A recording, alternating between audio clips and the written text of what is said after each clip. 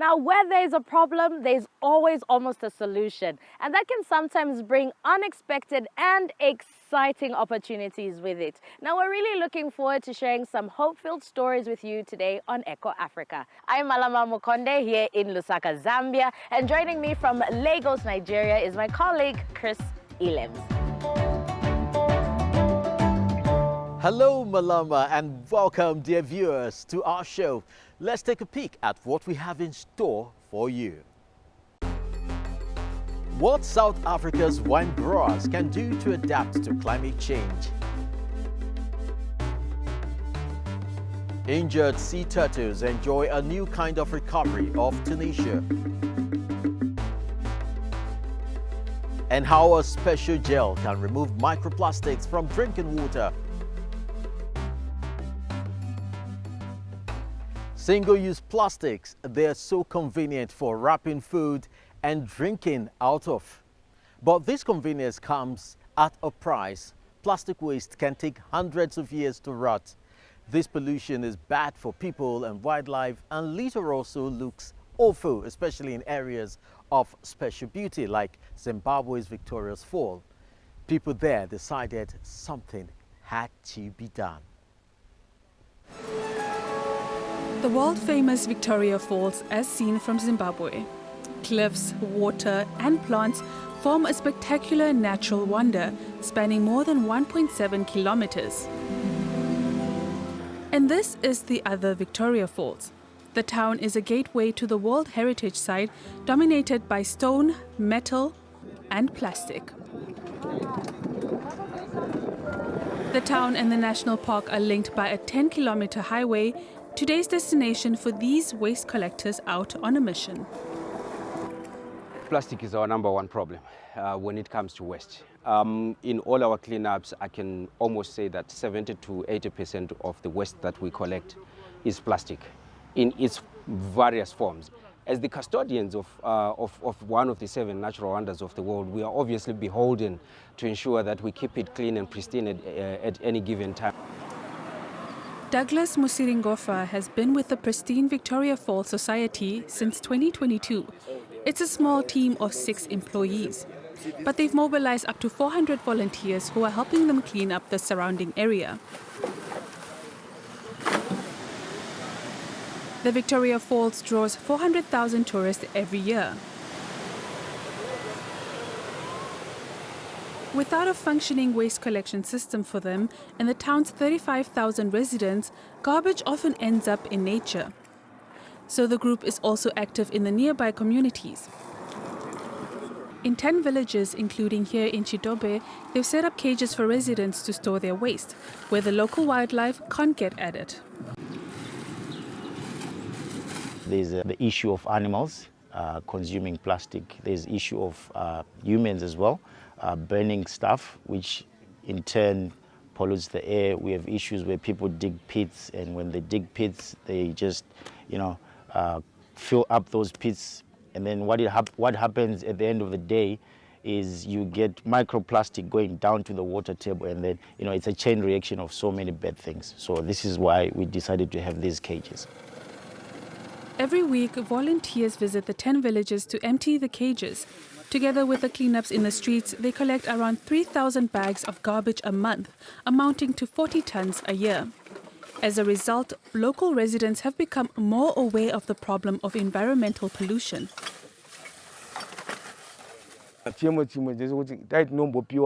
If we could get more of these cage bins in other surrounding communities, that would be so helpful because people still travel long distances to come here.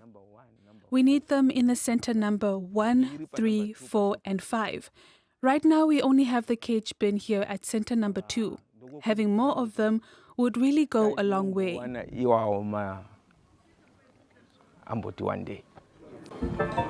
The collected waste is taken to the only landfill in Victoria Falls.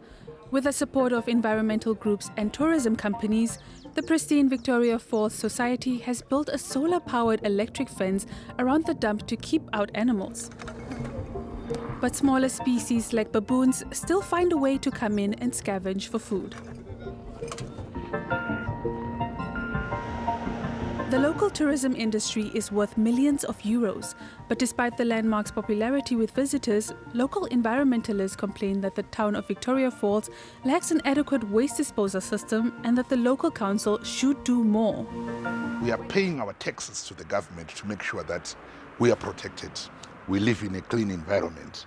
Whatever other people do, it's voluntary. So when people volunteer their services, they are not replacing those who are paid to do the job. Tour operators are supporting the cleanup and have set up garbage bins. And one company sells metal drinking bottles, which can be filled up at free water stations around the town. A big help as the average tourist consumes 3 or 4 bottles of water a day. We decided to basically deal with the plastic problem beforehand, be proactive than reactive rather. So by giving the clients the bottle, they don't need to get a plastic bottle and we don't need to clean it up. So the environmentalists are working at multiple levels. They also organize regular awareness campaigns to encourage residents to keep their streets clean. So the idea is we actually go out, educate them on why it is important for us to clean up our space, so much that tomorrow we don't have to be finding waste in that space. They still have a way to go, but the campaigns are reaching 3,000 homes, as well as many tourists, so that Victoria Falls remains a jewel of pristine nature.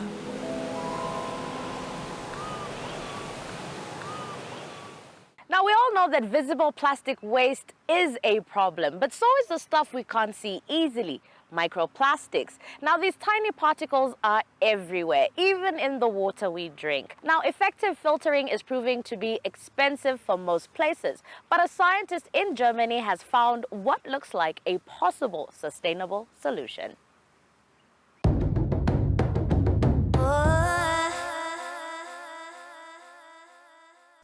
Water containing microplastics and water without.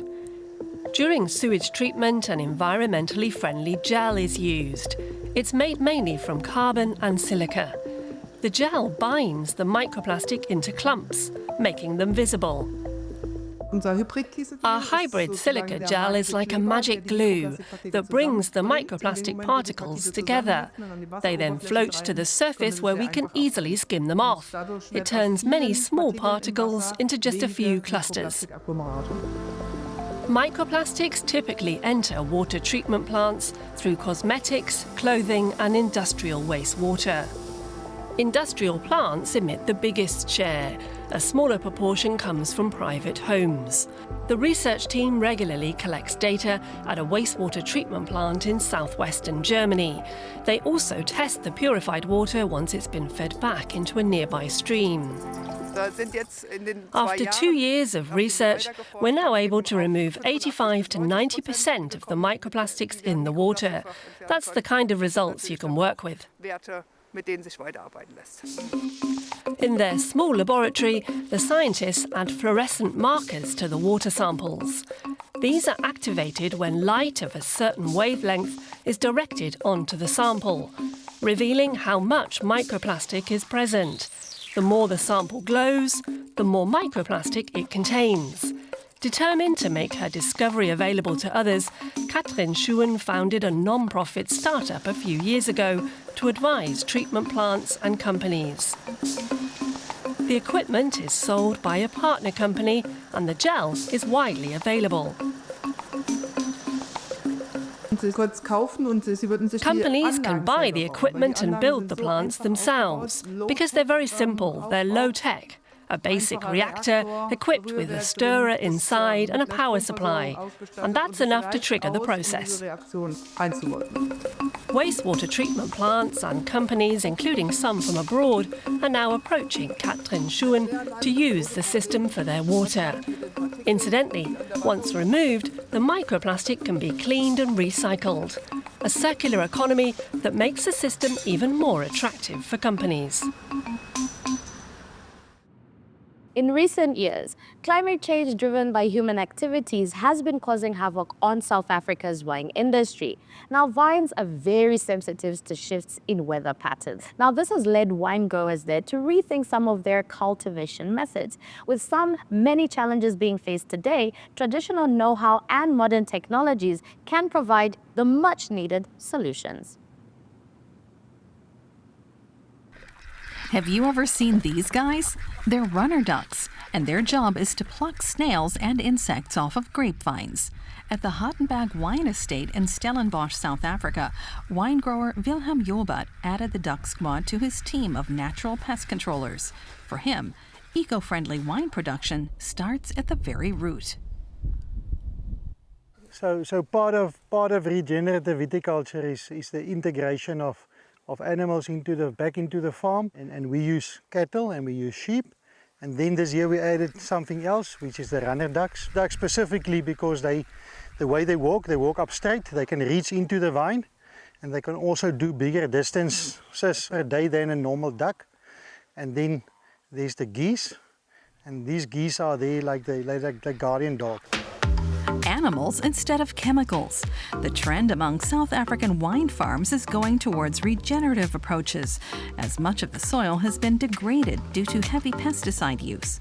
Cattle are deployed to help restore soil quality. There's a lot of urine and a lot of manure that's being deposited, which has got a massive impact on the soil microbes, and that gives us more soil activity, more soil health, healthy roots, healthy plant, healthy fruit. So a healthy wine at the end of the day, that is the aim. Soil degradation is only one of the challenges that wine growers face. Climate change has led to more extreme weather conditions in an already water-scarce area. Dr. Anna Blankvat and her students at the University of Stellenbosch are researching biostimulants, which are substances similar to fertilizers that can make the plants more resilient. The team experiments with biostimulants made from kelp seaweed. A specific one we're interested is the Eclonia maxima species, which is indigenous to the coast here in South Africa. Another product that we're also looking at in the study is citrus extract. So we want to see what the plant responses would be and whether the plant will become more resistant to climate change or temperature fluctuations during the growing season specifically. Here, a team member tests whether the biostimulants can help the plant withstand drought. There's two lines running here. One line will be with the well-watered line and the one line will be water stressed. So the water stressed plant will get much lower amounts of water or irrigated into the pots. A pressure test on the leaves will tell how stressed the Merlot plants are in these two trial groups. This is the pressure that's actually inside the plant, and the higher it is, the more stressed the plant is.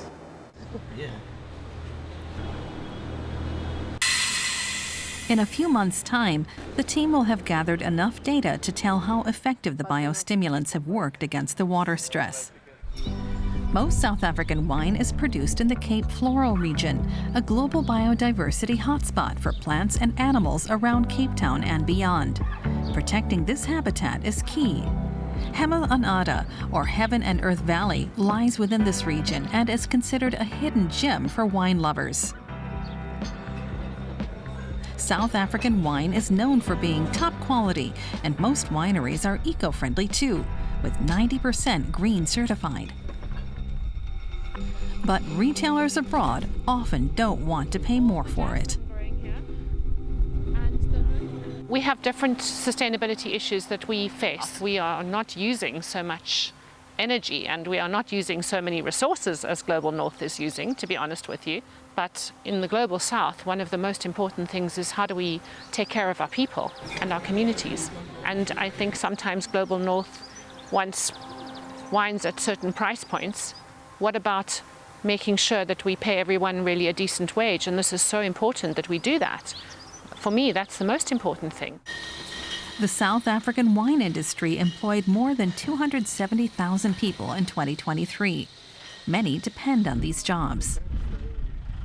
You know, we have quite big unemployment in South Africa, and agriculture is one of the ways that we can really create jobs for people, and we need to take care of the environment. But if people are not well educated, they can't do that easily, and they don't really value the land. In 2016, Carol and Martin helped set up the Pebbles Center, an elementary school for the children of farm workers, which also houses a skill development center for young adults. 22-year-old Marijke van Wyke took a wine training course at Pebbles, which helped her land a job at the Creation Wine Vineyards restaurant. With salsa and spekboom chutney. Through the Pebbles project, I actually got more than I've asked for. I grew up really, I'm not going to say poor, but with circumstances. Grade 11, I got pregnant. I stayed at home for a whole year till he was 1 year old, so I can send him to Pebbles project. During that time, Marijke van Wyke finished high school and started her training. And she's determined to learn more about wine and sustainability. Back at Hartenberg Farm in Stellenbosch, Dr. Blankvat and her students visit their next study site. Research has already shown that cattle grazing in the vineyard can help restore the soil. Now they want to learn more about the regenerative processes below the surface and share their knowledge with interested farmers. Sustainable wine growing in South Africa is multifaceted, centering on both people and nature. Our search for solutions now takes us north to the Mediterranean Sea, where fishing is a big industry. In the waters of Tunisia, for example, there are many trawlers and fishing boats. Unfortunately, they accidentally catch and injure or even kill larger marine creatures such as turtles, but help is at hand. This is Besma, a sea turtle living off the coast of Kakena archipelago in southern Tunisia. Besma is free again after being a patient at this one-of-a-kind facility, a floating rehabilitation center for sea turtles, refashioned from an aquaculture enclosure. Loggerhead sea turtles such as Besma are considered a vulnerable species. Every year, thousands of loggerheads get caught by trawlers and in fishing nets in the waters of Tunisia. Many of them are left injured, but this platform here is to help. Here, it is important that the sea turtles recover in their natural environment because it is in the seawater. Also, the area where we put the sea turtles undergoing rehabilitation is large enough for them to move and feed more comfortably. The rescue station can take care of up to 5 turtles at a time and is open to visitors. Today, a group of students is here for a field trip with some hands-on experience. Recovered turtles are prepared to be released again.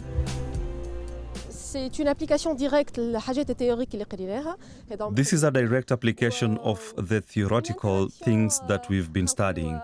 It is also a first interaction with marine species that we don't usually see in Tunisia as part of our studies, whether during practical workshops or in the laboratories. It's something new and enriching.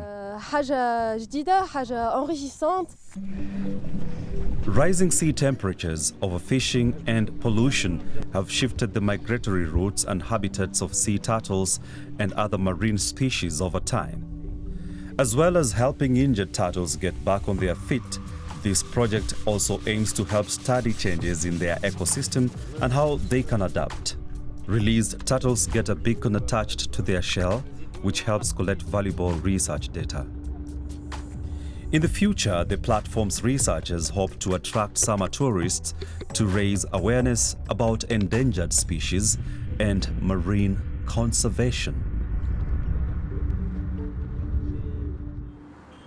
And now we'll take a look at a story from right here in Nigeria with some 220 million inhabitants. It's also one country that deals with pollution as much as other countries on the continent, and that has a considerable impact on life expectancy. In 2021, death rate from air pollution among the under 5s were the second highest in the world. But things are changing. Can you guess where we are? cyclists, an electric light railway, and urban planting initiatives, all in Lagos. The megacity is commonly associated with cars, congestions, and poor air. Over 20 million people live in the megacity, and some 2.5 million vehicles take to the roads each day. A situation that local initiatives are trying to alleviate. Let's take a closer look.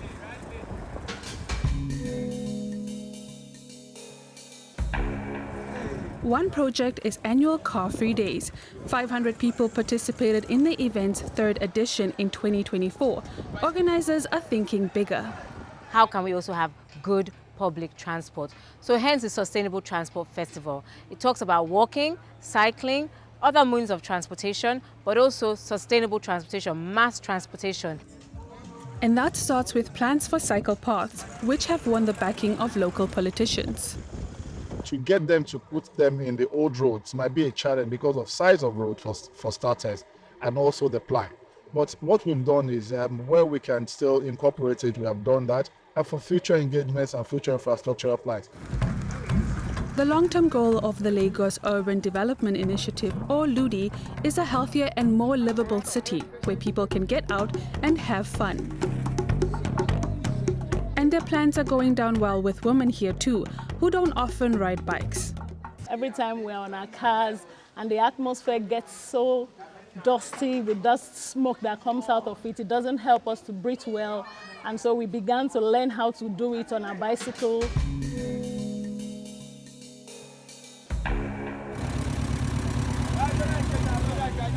Exhaust fumes and industrial pollution.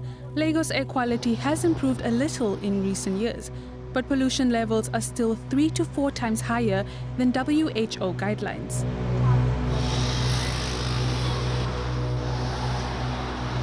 And that has an impact on the city's residents. The number of people suffering from respiratory illnesses and asthma has increased here, as it has in many other African countries. For a lot of things, especially for children, you would see the effect later on in their life. It might not even be immediate, which is why things like this are very harmful. More green spaces could help matters. They're in short supply in the city, and the environmental experts from LUDI think there is definitely room for improvement. Inspired by European initiatives, they've launched planting projects together with volunteers to create community gardens, in particular under highways.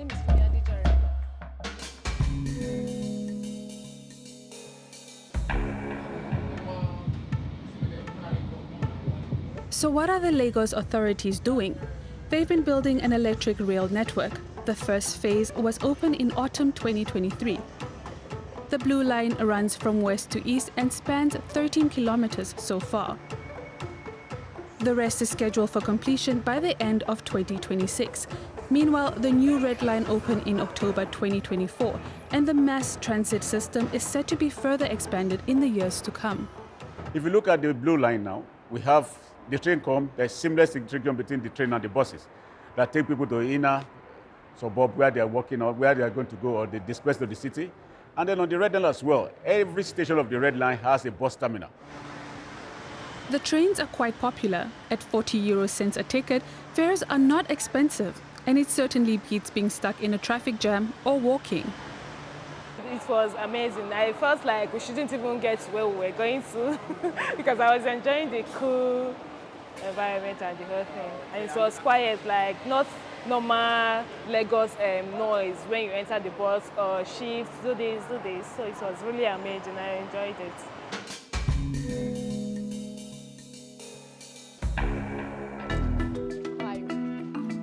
And enjoyment is key for sports instructor Ika Kelechi. She teaches circus skills to kids, and the art of motorcycling is a fun way of encouraging awareness of the environment and health here at her academy.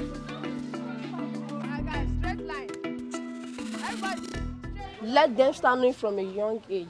So these ones now, they are already having that awareness, that's environmental awareness, the health benefit of it from a very young age. They don't need to start learning it when they get older and old. Some of them ride bicycles to their school, which reduces the carbon footprint. most of them are very healthy because of they engaged in this. A range of new initiatives helping to get things rolling and make life in a place like Lagos so much more attractive and enjoyable.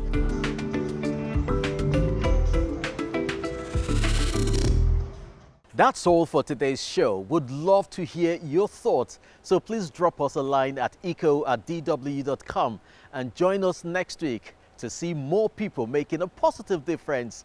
From me, Chris Alems in Lagos, it's goodbye. And remember, if you want more inspiring stories from Africa and around the world, just search for EcoAfrica online. I'm Malama Mukonde in Lusaka, Zambia, saying goodbye for now.